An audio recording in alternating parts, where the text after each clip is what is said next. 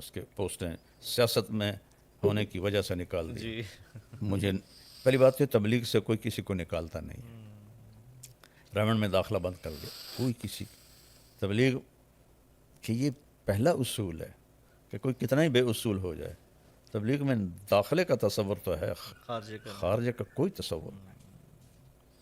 میرے سامنے کچھ مقیمین تھے 70-71 جب میں پڑھتا تھا, حاج صاحب کی کھلم کھلا مخالفت کرتے تھے, نام لے کے کرتے تھے.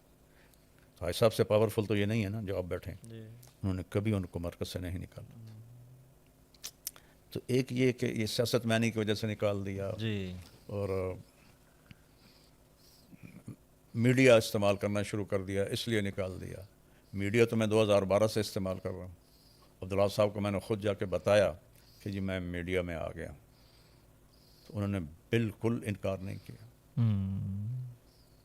اور پھر اس کے بعد میرے جب وہ پہلے ایک ٹولہ نکلا, پھر دوسرا نکلا, پھر میرے بیان ہوتے تھے. تو حاج صاحب خود بیٹھ کے سنتے تھے, اثر کے بعد میرا بیان خود رکھواتے تھے. کبھی طے نہیں ہوتا تھا تو پھر جا کے مشورہ سناتے تھے نا, فرماتے طارق جمیل کا بیان رکھو یہاں. 2018 تک وہ زندہ تھے, میرے بیان تھے. تو اگر میڈیا اس کی وجہ ہے تو میڈیا تو 2012 سے چل, بالکل سیاست اس کی وجہ ہے تو میاں نواز شریف صاحبان سے جتنا میرا رہا ہے سفر اتنا تو کسی کے ساتھ بھی نہیں. میرا سفر تبلیغی سفر تھا, بے شک. کسی سے میں کوئی مفاد اٹھاتا تو پھر تو بات تھی. تو یہ بہت ہی بیچارہ رائمنڈ سے نکال دیا. وہ کم از کم رائمنڈ والوں کو تو اتنا نیچے نہ گرا ہو کہ جو ان کے تصور میں بھی نہیں کہ ہم نے کسی کو نکالنا ہے, ان پہ یہ تو الزام ان پہ جا رہا ہے, میرے اوپر تو نہیں ہے کہ رائمنڈ سے نکال دیا.